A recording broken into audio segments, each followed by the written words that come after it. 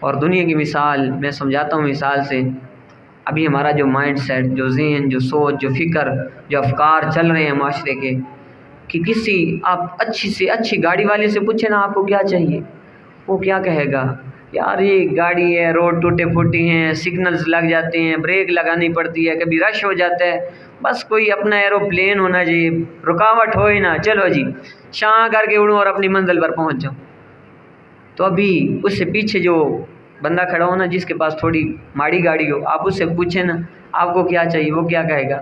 یار یہ بنکٹ سی ہے، ٹوٹی پھوٹی سی ہے، کھٹارا سی ہے، یار میری چاہت ہے کہ میں اس کو بیچ کر نا کوئی اچھی سی مرسڈیز لے لوں، سیوک لے لوں، کوئی اچھی گاڑی لے لوں.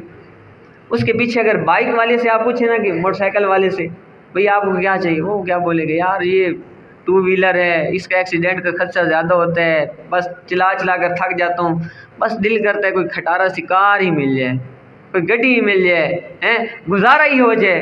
اس کے پیچھے آپ سائیکل والے سے پوچھیں گے نا، وہ کیا کہے گا؟ یار پیڈل مار مار کے تھک جانے ہیں، جس ہمیں طاقت ہی نہیں رہتی ہے، بس اللہ ایک موٹر سائیکل لے دینا. تو یہ ہماری سوچ رہی ہے کہ مجھے اس سے اس طرح کی چیز مل جائے، اس سے بہتر مل جائے، اس سے بہتر مل جائے. ہاں دین کے اندر اس چیز کو تلاش کریں کہ میں نے فلاں سے بہتر ہونا ہے، فلاں سے آگے جانا ہے، عمل کے اندر زیادہ ہونا ہے. تو یہ شکر کا طریقہ ہے. اسی طرح مال کا شکر کیا ہے؟ اللہ تعالیٰ کے راستے کے اندر خرچ کرنا. زبان کا شکر اللہ تعالیٰ کی تسبیحات کرنا. جسم کا شکر اللہ تعالیٰ کی عبادت کرنا. مال کا شکر کیا ہے؟ اللہ کے راستے میں خرچ کرنا. آپ ابھی مثلا فصل اگا رہے ہیں تو مال کا شکر کیا ہوگا؟ اللہ کے راستے میں عشر دینا، اللہ کے راستے میں خرچ کر دینا، زکوٰۃ ادا کرنا. یہ مال کا شکر ہے. اور واللہ العظیم جتنا مال کا شکر کرنے سے مال بڑھتا ہے،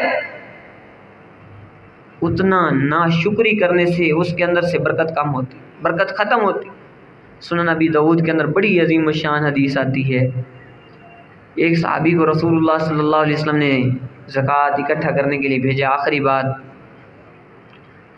تو ایک صحابی کے پاس وہ گئے، 7-8 اونٹ ان کے کھڑے ہوئے تھے. تو 5 اونٹ سے لے کر 9 اونٹ تک ایک اونٹنی کا بچہ ہوتا ہے زکوٰۃ.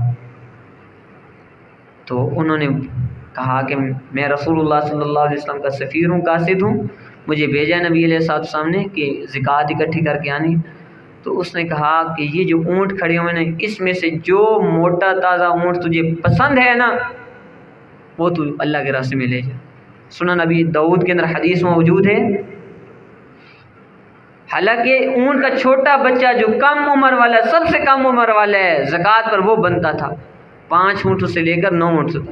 لیکن اس نے کیا کہا؟ جو بڑی عمر کا ہے، موٹا تازہ ہے، زبردست قسم کا ہے، تو وہ چھوڑ کر لے جا اور رسول اللہ صلی اللہ علیہ وسلم کی خدمت کے اندر پیش کر. وہ صحابی کہتے ہیں میں بڑا حیران ہوا کہ دنیا والے چاہتے ہیں کہ مال زیادہ آ جائے، زیادہ سے زیادہ آ جائے اور بہتر ہم اپنے پاس رکھیں، اور جو رذیل قسم کا ہے یا گھٹیا قسم کا ہے وہ ادھر لگا دیں. لیکن اس کی سوچ بڑی عجیب ہے. یہ کہہ رہا ہے کہ جو قیمتی ترین ہے وہ اللہ کے راستے میں لے جاؤ.